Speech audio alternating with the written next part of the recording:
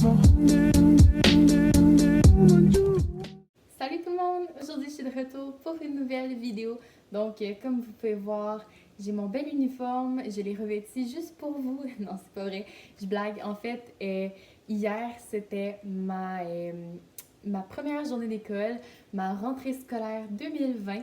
Donc ça fait vraiment bizarre de revenir à l'école avec les masques, les visières, tout ça. C'est vraiment bizarre. Je pensais faire changement en vous présentant les livres obligatoires que j'ai le plus aimé durant mes 3 ans de secondaire que j'ai déjà complété.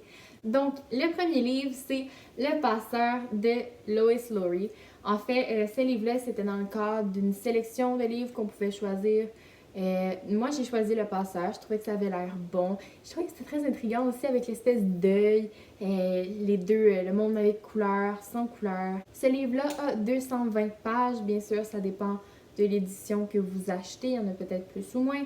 Mais bon, en fait, l'histoire, c'est Jonas qui vit dans une société futuriste où est-ce que les sentiments, les souvenirs sont inexistants.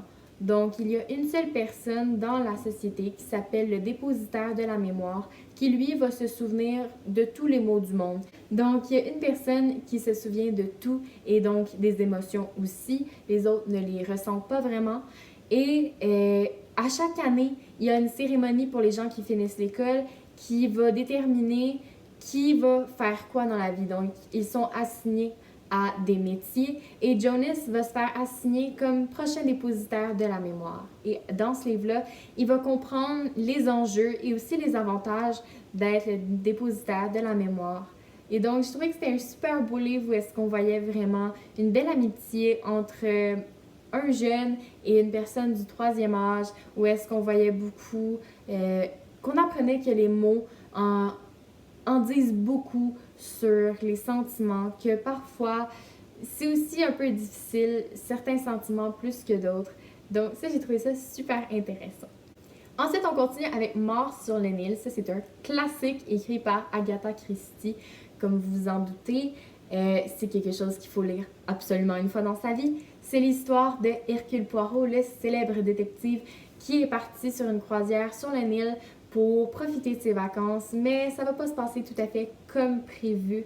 Non, il va avoir un meurtre que Poirot est bien décidé à résoudre et bien obligé aussi parce qu'en pleine mer, force l'oblige. Donc, il va essayer de résoudre le meurtre, ce qui est arrivé à la victime, et il va découvrir plein de mensonges, plein de non-dits, de secrets. Et ça, j'ai trouvé ça vraiment cool parce que c'est du policier. Et Agatha Christie ficelle ses énigmes comme aucune autre personne sur Terre. C'est tellement bien écrit. L'intrigue est vraiment... Ça flot. Il y a pas de... Il n'y a pas de brusques actions qui nous portent à croire que l'auteur voulait vraiment mettre ça là, là et là. Ça se mélange, ça vit, et vraiment, c'est un peu une espèce de go with the flow, si on fait allusion au Nil. Petit jeu de mots. On enchaîne avec La voleuse de livres, écrit par Marcus Zusak. Donc ça, c'est un livre que j'ai absolument adoré.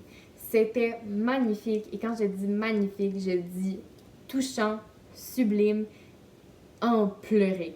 Moi, réellement, je ne vais pas vous mentir, j'ai pleuré à la fin du livre. J'ai trouvé ça tellement touchant, émouvant.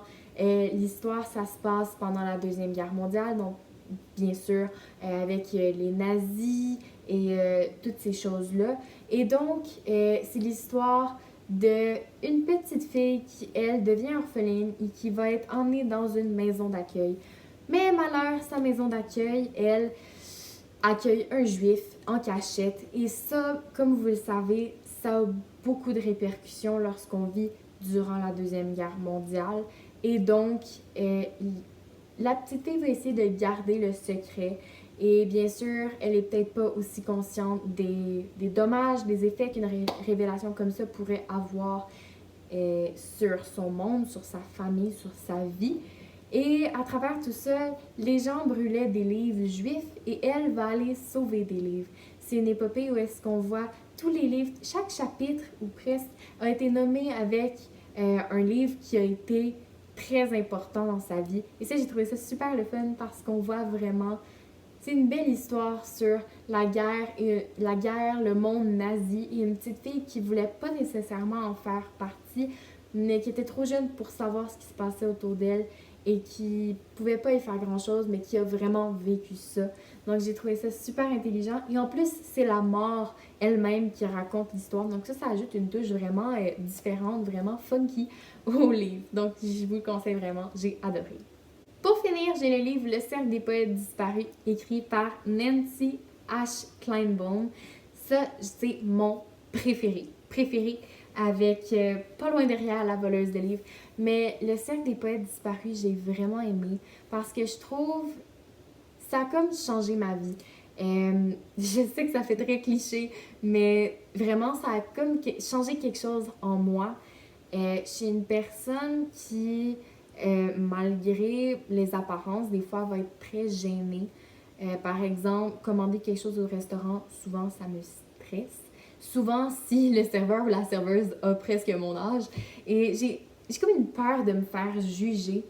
Et après avoir lu ce livre-là, je blague même pas, j'ai été plus portée à faire des choses que j'aurais pas osé ou qui me causaient beaucoup de stress avant. Comme par exemple, si j'avais des opportunités, mais mais là, tu sais, qu'est-ce que telle affaire. Bref, je stressais tellement avec ces affaires-là. Et là, on dirait que j'ai comme eu un déclic avec ce livre-là et j'ai fait carpe diem. Mais vraiment, ça a vraiment été ça parce que le message principal dans ce livre-là, c'est carpe diem. Et je me disais ça, je me disais, j'ai peut-être pas une occasion comme ça qui va se présenter une seconde fois dans ma vie. Il faut que je fonce, il faut que j'en profite. Et pour cette raison-là, je crois que je pourrais arrêter mes explications-là et que vous devriez être convaincus de le lire. Mais je vais quand même poursuivre pour ceux qui sont pas convaincus. Donc, en fait, c'est une école de garçons qui est très réputée. En fait, c'est un peu comme Harvard, mais en version vieillotte et en version secondaire. Donc, on va avoir plusieurs garçons qui sont promis à des avenirs de banquiers, avocats, médecins, tous des métiers très prestigieux et qui demandent beaucoup d'efforts, beaucoup de travail aussi. Et les piliers de l'école, c'est vraiment le travail, l'acharnement, la persévérance.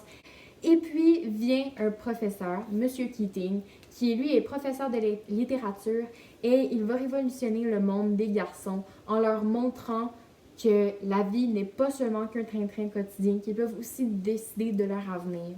Et lui, il va enseigner de manière non conventionnelle. Il va amener les garçons dans la cour, faire des expériences sociales, si on veut. Et la fin aussi est tellement touchante, tellement surprenante. J'ai vraiment adoré. C'est mon livre préféré de tout mon parcours scolaire. Donc, si ça vous dit quelque chose, oui, c'est possible. Et en fait, c'était à la base un film et Robin Williams a même joué le rôle du professeur Keating dans le film. Et ensuite, il y a un livre qui a été écrit après sa sortie. Donc, oui, c'est inhabituel. D'habitude, c'est l'inverse. Mais là, oui, c'est le film avant le livre, ce que j'ai trouvé quand même assez drôle. Et si vous l'avez vu, parlez-moi-en dans les commentaires si vous avez lu certains de ces livres-là et que vous êtes en fort désaccord ou bien que vous êtes d'accord avec moi. Dites-moi-le encore une fois dans les commentaires, ça va me faire plaisir d'en parler avec vous. Donc sur ce, c'est déjà la fin de la vidéo. J'espère que vous avez aimé et que je vous ai donné envie de lire ces livres-là. Donc, laissez un like, un commentaire, abonnez-vous à la chaîne, activez la petite cloche pour les notifications. Donc, c'est tout. Bye bye!